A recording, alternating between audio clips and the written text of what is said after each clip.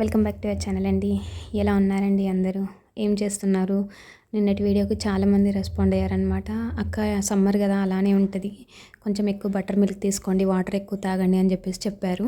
నేనైతే ఈ మధ్యకాలంలో ఏంటిదంటే ఎప్పటి పనులు అప్పుడే చేసుకుంటున్నాను అనమాట. డిలే చేయట్లేను. ఇంకా అంటే ప్రతిరోజు బట్టలు పిండుకోవడానికి డాబా మీదకి వెళ్ళి వచ్చేసరికి ఇంకా మొత్తం ఆయాసం అవుతుంది. ఇంకా ఎండలో అంతసేపు ఉండేసరికి కళ్ళు తిరుగుతున్నాయి అనమాట. ఇంకా పనులన్నీ అయిపోయినాయి. ఎక్కడోళ్ళు అక్కడికి వెళ్ళిపోయారండి. మా పిల్లలు స్కూల్కి వెళ్ళిపోయారు, ఇంకా మా హస్బెండ్ ఆఫీస్కి వెళ్ళిపోయారు. నిజంగా ఒక అమ్మాయి మ్యారేజ్ అయిపోయిన తర్వాత తన లైఫ్ కంప్లీట్గా మారిపోతుంది కదండి. ఇది నార్మల్గా అందరూ చెప్పే విషయమే. మనం ఏంటిదంటే చిన్న చిన్న సంతోషాలను కూడా సాక్రిఫైస్ చేస్తూ ఉంటాము. అట్లాంటివి కనుక మన హస్బెండ్స్ పసిగట్టి తీసుకొచ్చి ఇచ్చారనుకోండి, ఆనందమే వేరు కదా. నాకు సిల్క్ చాక్లెట్ అనేటువంటిది కంప్లీట్గా మొత్తం తినాలని ఒక కోరిక ఉండేదన్నమాట. నేను ఆఫీస్లో వర్క్ చేస్తున్నప్పుడు చాలామంది ఇట్లా కొనుక్కొని తినేవాళ్ళు. నేను మాత్రం అమ్మో అంత ఎక్కువ కాస్ట్ పెట్టుకొని ఎందుకు తీసుకోవడము, అదే అంటే ఇప్పుడు 200 అలా ఉంటాయి. కొన్ని చాక్లెట్స్ అయితే మాత్రం 160 180 అట్లా ఉంటాయి, కానీ కొన్ని మాత్రం 200 ఏవో ఉంటాయి. అంటే ఆ డబ్బులకి నాకు ఒక ట్రైన్ టికెట్ వస్తుంది అంటే వెళ్ళడానికి. మాకైతే ట్రైన్ టికెట్ 160 190 అట్లా ఉంటుంది అనమాట. సూపర్ ఫాస్ట్ అయితే 190, ఇంకా నార్మల్ అంటే మనుగురు అట్లాంటివి అయితే 160 మా ఊరికి వెళ్ళడానికి. నిన్న ఏదో సిచ్యువేషన్లో నేను నా పిల్లలకు చెప్పేది మా హస్బెండ్ విన్నారనమాట.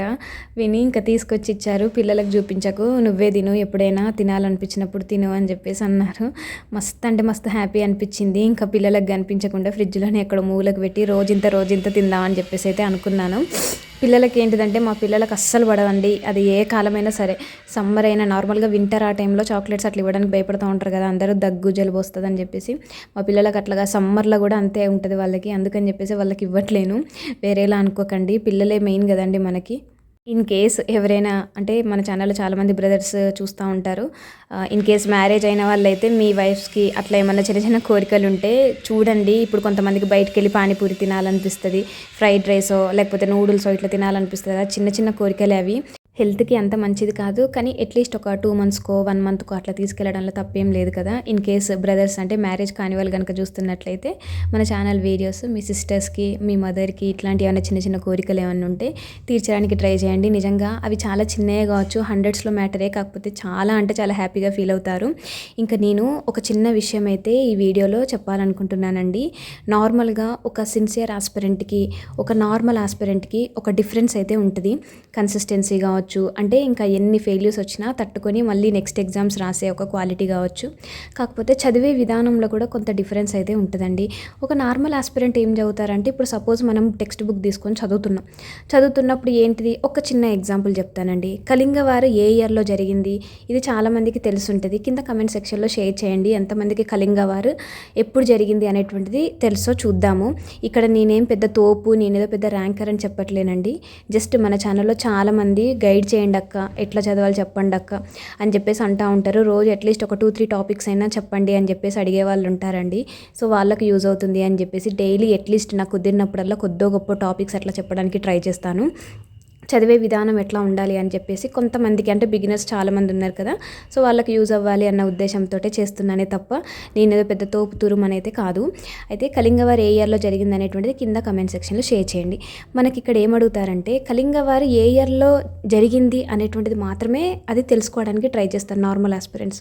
కానీ కొంత అంటే ఇప్పుడు నేను ఎగ్జామ్లో ఈ టాపిక్ మీద క్వశ్చన్ని పడితే నేను దాన్ని మిస్ చేసుకోవద్దు అనుకునే వాళ్ళు ఏం చేస్తారంటే, మనం టెక్స్ట్ బుక్లో ఈ టాపిక్ వచ్చినప్పుడు ఇయర్ మాత్రమే గుర్తుపెట్టుకోకుండా దానికి కొంత ఎక్స్టెండెడ్ టాపిక్ కూడా వాళ్ళు బ్రెయిన్లో స్టోర్ చేసుకుంటారు.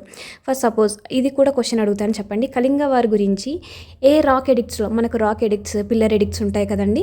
సో అందులో మనకు ఈ కళింగ వారి గురించి ఏ రాక్ ఎడిక్ట్లో మెన్షన్ చేశారో ఇది చాలామందికి తెలిసి ఉండకపోవచ్చు, కొంతమందికి తెలిసి ఉండొచ్చు. అది కూడా కింద కామెంట్ సెక్షన్లో షేర్ చేయండి. ఇన్ కేస్ కళింగ వారి గురించి చదువుతున్నప్పుడు అది ఏ ఇయర్ అనేటువంటిది గుర్తుపెట్టుకోకుండా దాంతోపాటు ఇంకా కొన్ని అడిషనల్గా గుర్తుపెట్టుకోవాలన్నమాట. అది ఏ రాక్ ఎడిక్ట్లో మెన్షన్ చేయబడింది. సో ఇట్లాంటి నెక్స్ట్ ఇంకొకటి ఏంటంటే ఇది ఏ ప్లేస్లో జరిగింది, ఏ నది తీరాన జరిగింది అనేటువంటిది కూడా కొన్ని ఇంపార్టెంట్ థింగ్స్ ఉంటాయి అన్నమాట. ఇట్లాంటివి మనం గుర్తుపెట్టుకోవాలి. ఇప్పుడు నేను అడిగిన క్వశ్చన్లో ఇయర్ మెన్షన్ చేయండి, ఏ రాక్ ఎడిక్ట్ అనేటువంటిది మెన్షన్ చేయండి. ఇది వచ్చేసి ఒడిస్సాలో దయా రివర్ అని ఒక రివర్ ఉంటుంది, దయా రివర్. సో ఆ రివర్ దగ్గర జరిగిందనమాట. ఇది గుర్తుపెట్టుకోండి. ఇంకా కొన్ని క్వశ్చన్స్ అడుగుతాను. ఇప్పుడు ఫస్ట్ సపోజు బ్రహ్మ సమాజ్ అనగానే ఫాస్ట్గా చెప్పేస్తారు ఆన్సర్, ఎవరు స్థాపించారు అనగానే. నెక్స్ట్ ఆర్య సమాజ్ అనగానే వెంటనే చెప్పేస్తారు. ఆర్య సమాజ్ ఏముందక్క, స్వామి దయానంద సరస్వతి. బ్రహ్మ సమాజ్ ఏముందక్క, రాజా రామ్మోహన్ రాయ్. ఫాస్ట్గా చెప్పేస్తాం. కానీ ఇయర్స్ చెప్పగలుగుతారా ఇంతే ఫాస్ట్గా? సో చూద్దాం, కమెంట్ సెక్షన్లో చూద్దాము ఎంతమంది చెప్పగలుగుతారు అనేటువంటిది. సో రోజు అట్లీస్ట్ ఒక 2-3 టాపిక్స్ మనం ఇట్లా డిస్కస్ చేసుకుందాము. కింద కమెంట్ సెక్షన్లో నేను అడిగిన ప్రతి క్వశ్చన్కి ఎవరైతే రైట్ ఆన్సర్ చెప్తారో సో వాళ్ళది కమెంట్ నేను పిన్ చేస్తానండి. ఇన్ కేస్ ఎవరైనా ఆన్సర్ తెలియకపోతే చెక్ చేయండి. ఇంతకుముందు నేను ఇట్లనే కొన్ని క్వశ్చన్స్ అడిగినప్పుడు గ్రూప్ 1 ర్యాంకర్ అండి, ప్రజెంట్ ఆ బ్రదర్ డిప్యూటీ కలెక్టర్గా వర్క్ చేస్తున్నారు సూర్యాపేట డిస్టిక్లో. సో ఆ బ్రదర్ అయితే చాలా చురుకుగా ఆన్సర్ చేసేవారనమాట. నిజంగా ఆ బ్రదర్ని నేను అస్సలు ఎక్స్పెక్ట్ చేయలేదు. అంటే మనకు తెలియదు కదా ర్యాంకర్స్ బయటకు వచ్చేవారికి ఎవరు అనేటువంటిది కూడా తెలియదు. సో నేను అడిగే క్వశ్చన్స్కి ఆన్సర్ చేసే వాళ్ళల్లో ర్యాంకర్స్ కూడా ఉన్నారు, డిప్యూటీ కలెక్టర్స్ కూడా ఉన్నారని తెలిసిన తర్వాత ఎంత హ్యాపీగా ఫీల్ అయ్యానో నేను. సో మనం ఏంది ఈ వీడియోస్కి మనం ఆన్సర్స్ చేయడం ఏంది అని చెప్పేసి అనుకోకుండా చూద్దాము, కింద కమెంట్ సెక్షన్లో చూద్దాము ఎంతమంది చదువుతున్న వాళ్ళు ఉంటారు, ఎంతమంది ఒక టాపిక్ని సీరియస్గా తీసుకొని చదివిన వాళ్ళు ఉంటారు అనేటువంటిది తెలిసిపోతుంది కదా. సో ఇట్లా కొన్ని క్వశ్చన్స్ అయితే అడగడానికి ట్రై చేస్తానండి. అంటే కొన్ని మిక్స్డ్ టాపిక్స్ అనమాట. ఇప్పుడు పర్టికులర్గా ఈరోజు హిస్టరీ అడగాలి, ఈరోజు పాలిటీ అడగాలి అని కాకుండా నాకు తెలిసిన కొన్ని టాపిక్స్ మనం డిస్కస్ చేసుకుందాం, ఓకేనా. ఇంకొక చిన్న విషయం చెప్తానండి. మనకు అజంతా ఎల్లోరాలు ఇవి తెలుసు కదా, ఇందులో కైలాసనాథ టెంపుల్. ఇక్కడ ఏంటిదంటే మనకు ఆర్కిటెక్చర్ ఆర్ట్స్ మీద ఎక్కువ క్వశ్చన్స్ అడుగుతారనమాట. హిస్టరీలో నార్మల్గా ఆర్ట్స్ టాపిక్స్ మీద కట్టడాలు, ఇట్లాంటి పురాతన కట్టడాలు, ఇట్లాంటి చాలా క్వశ్చన్స్ అడుగుతారనమాట. సో మనకు ఎల్లోరాలో అజంతా ఎల్లోరా అందరికీ తెలుసు కదా, అందులో కైలాసనాథ టెంపుల్ ఉంటుంది, అది కూడా తెలుసు కదా.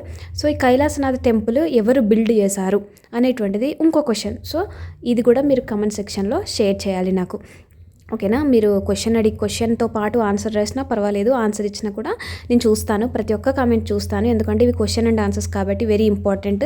ఆన్సర్ ఎవరైనా రాంగ్ చేస్తే చెప్పాలి కాబట్టి it's my responsibility. So wrong అయితే రాంగ్ అని చెప్తాను, రైట్ అయితే రైట్ అని చెప్తాను. అన్ని ఎవరైతే రైట్ ఆన్సర్స్ చేస్తారో వాళ్ళ కమెంట్ మాత్రం పిన్ చేస్తాను. నెక్స్ట్ డే వీడియోలో వాళ్ళ గురించి అనౌన్స్ చేస్తాను. నెక్స్ట్ ఈ ఎల్లోరాలో కైలాసనాథ టెంపుల్ ఎవరు బిల్డ్ చేశారో అనేటువంటిది క్వశ్చన్. సో దీనికి సంబంధించిన కొంత డెప్త్గా వెళ్ళినట్లయితే ఇది ఒక మోనోలిథిక్ స్ట్రక్చర్ అనమాట. అంటే ఒకటే ఏకశిల కట్టడం అనమాట, ఒకటే శిల మీద చేసినటువంటి కట్టడం ఏంటిది, ఈ కైలాసనాథ్ టెంపుల్. సో ఇంకో కొంత ముందుకు వెళ్ళామనుకోండి, మనకు కంప్లీట్గా ఈ ఎల్లోరా గుహలు ఎన్ని ఉంటాయి తెలుసా అండి, 34 ఉంటాయి అనమాట. ఇందులో మనకు కైలాసనాథ టెంపుల్ వచ్చేసి కేవ్ నెంబర్ 16 34 గుహల్లో ఇది మనకు 16వ నెంబర్ గుహ అనమాట. ఏంటిది, కైలాసనాథ్ టెంపుల్. సో మనం చదివేటప్పుడు ఆ చదువుని ఎట్లా అంటే ఇంకా మనము ఓన్గా చదువుతూ ఉంటారు చాలామంది హౌస్ వైఫ్స్ అయితే.